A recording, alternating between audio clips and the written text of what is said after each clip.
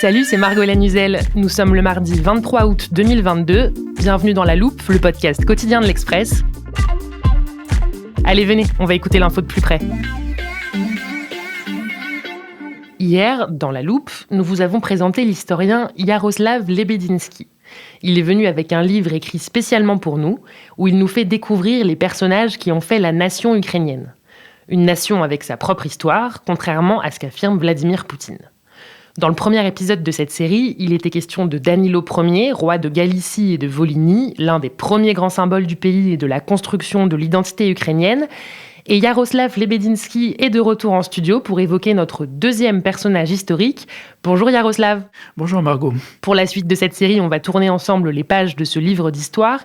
Jusqu'à quelle période aujourd'hui ? Eh bien, nous passons du Moyen-Âge à la fin du XVIIe siècle. Nous allons y apprendre ce qu'est un hetman, vous nous l'avez annoncé hier. On va aussi découvrir la cosaquerie ukrainienne et rencontrer le tsar Pierre Ier. Épisode 2, Ivan Mazepa, traître pour la bonne cause. Comme hier, on va commencer par poser les bases. On a notre livre devant nous. Est-ce que vous pouvez nous dire à quoi ressemble Ivan Mazepa ? Eh bien, vous pouvez l'imaginer comme vous voulez, puisqu'aucun portrait authentique de lui n'existe. Ils ont tous été détruits sur l'ordre de Pierre Ier après les événements que nous allons raconter. On peut se l'imaginer avec une certaine prestance, car c'était un grand séducteur, un grand amoureux, avec certainement sa toque à plumes sur la tête et à la main la masse d'armes qui symbolisait le pouvoir des hetmans. On l'imagine très bien. Quel est le parcours de cet homme ? D'abord, c'est un cosaque, c'est-à-dire qu'il appartient à cette population ukrainienne, mais militarisée, menant une vie très, très particulière, et qui, depuis le début du XVIIe siècle, gouverne en fait une partie du territoire ukrainien. Sert à la fois d'armée et d'administration. Mazepa lui-même a un parcours qui est assez classique pour les chefs cosaques ukrainiens de cette période. Il est issu d'une famille de petite noblesse. Il a étudié à la prestigieuse Académie Moryla de Kiev. Il parle plusieurs langues, dont un latin parfait. Il a été page à la cour polonaise dans sa jeunesse, et c'est là que se serait déroulée une aventure qui a inspiré beaucoup d'artistes et de romanciers. Est-ce que vous pouvez nous raconter cette aventure ? Il aurait été enlevé par un mari jaloux, battu, attaché tout nu à un cheval qu'on aurait envoyé vers les steppes, et c'est là qu'il aurait été recueilli par les Cosaques et qu'il aurait commencé sa carrière dans les structures cosaques. C'est une histoire qui a passionné les romantiques, qui a inspiré Byron, Hugo en littérature, Géricault en peinture, Liszt en musique. C'est un thème majeur au XIXe siècle. Et après ce passage à la cour polonaise, que devient Ivan Mazepa ? Alors on le retrouve à la fin des années 1660 au service des hetmans d'Ukraine, Doroshenko, puis Samoïlovitch. C'est un diplomate et on pourrait dire un comploteur né. Il noue des contacts fort utiles à la cour moscovite.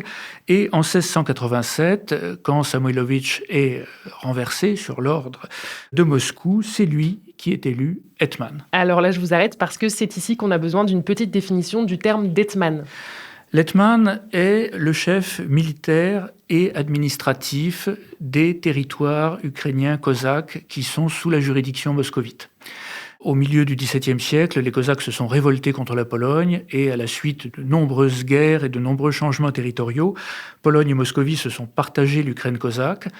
Et sur la rive orientale, sur la rive gauche du Dniepr, subsiste ce que l'on appelle l'hetmanat, c'est-à-dire une sorte d'État autonome cosaque dont le chef est Mazepa à partir de 1687. Très bien, on note cette définition dans un encadré de notre livre d'histoire.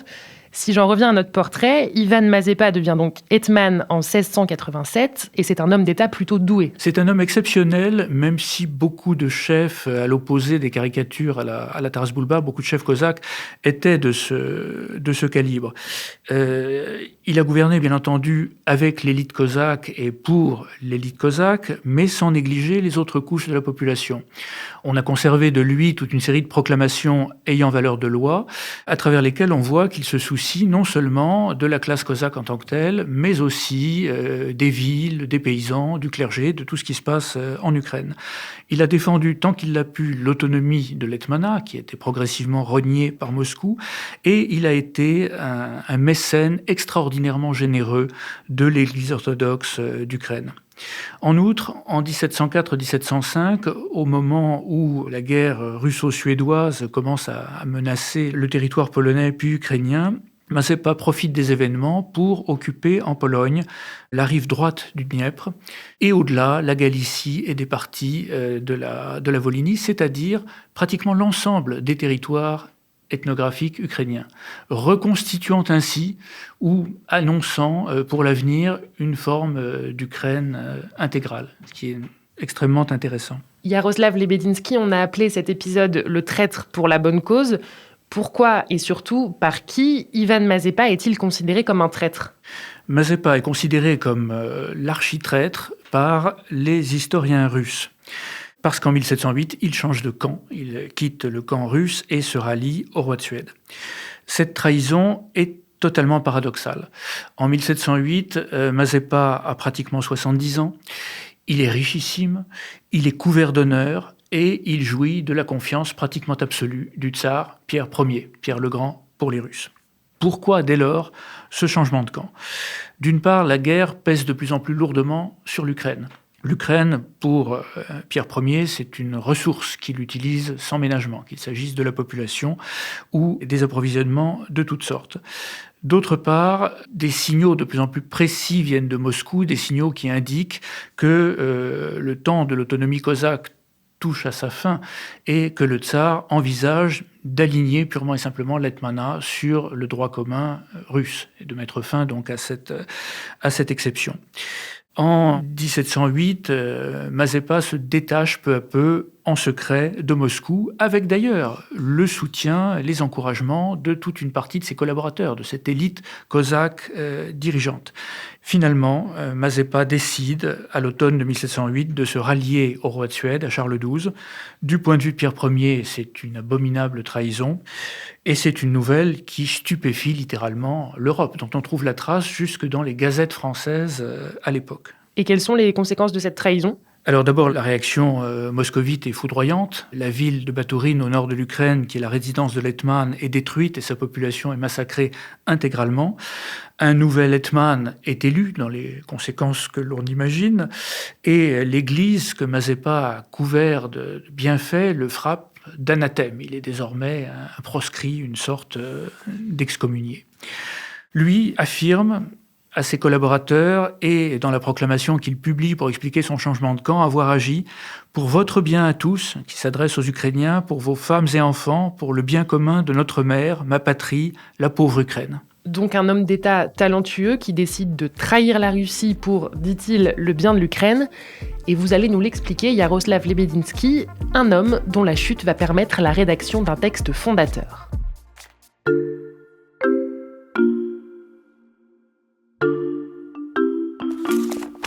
On va d'abord finir l'histoire d'Ivan Mazepa. Est-ce que les Cosaques, dans leur ensemble, le suivent dans sa trahison de la Russie ? Non, tous les Cosaques ne le suivent pas. D'une part, certains d'entre eux en sont empêchés par l'armée moscovite.